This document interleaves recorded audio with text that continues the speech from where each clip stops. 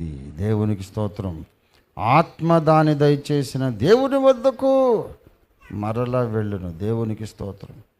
నువ్వెన్ని గింజుకున్నా, ఎన్ని మల్లగుల్లాలు పడినా బైబిల్ను మించిన దైవ గ్రంథము లేదు. నువ్వంతా సొల్లు సోది చెబుతావు కానీ మానవ జాతి ఎట్లా పుట్టిందో నీకు తెలీదు. అరే, మాట్లాడే అర్హత నీకు లేదురా బడుద్దాయి. నువ్వు ఏ ధర్మమైనా చెప్పుకో, నువ్వెంత గొప్ప డబ్బా అయినా కొట్టుకో, ఎంతైనా నిన్ను నువ్వు పొగుడుకో, కానీ ఒక మాట ఒక్క దగ్గరికి వస్తే నువ్వు చతికిలబడిపోతావు.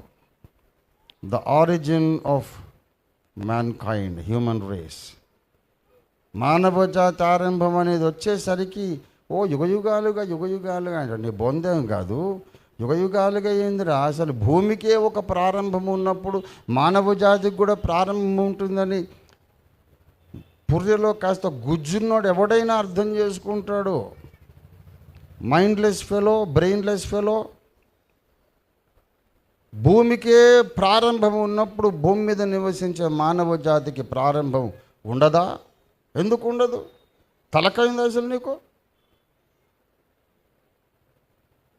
భూమికి వయస్సును శాస్త్రవేత్తలు లెక్కిస్తున్నారు గనక ఈ గ్రహం మీద ఉన్న మానవ జాతికి కూడా ఒక ప్రారంభం ఉండడం అవశ్యం. మరి ఎప్పుడు ఆరంభమైంది? వేదములలో ఆరంభం లేదు, ఆరంభం చెప్పలేదు. కానీ ఋగ్వేదం ప్రశ్నించింది. వింటున్నారా? ఋగ్వేదం ప్రశ్నించింది. మానవుని శరీరములోని అస్థికలను, రక్తమును ఈ మట్టిలో నుండి ఎప్పుడు పుట్టినవి అనే ప్రశ్న ఉంది. మట్టిలో నుంచి పుట్టినవనే ఋగ్వేదం చెప్పింది. దేవుడి తలకాయలో నుంచి, భుజాల్లో నుంచి, పొట్టలోంచి అని చెప్పలా.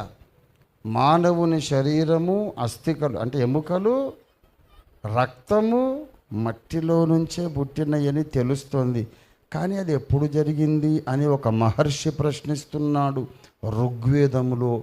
ఇంట్రెస్టెడ్ పీపుల్ నన్ను కన్సల్ట్ చేయండి, నేను మీకు ఆ రెఫరెన్స్ రాసి పంపిస్తాను. ఆ పేజీ ఫోటో తీసి నేను మీకు వాట్సాప్లో నేను పంపిస్తాను. లేకపోతే నా పేరు రంజిత్ తోఫీర్ కాదు,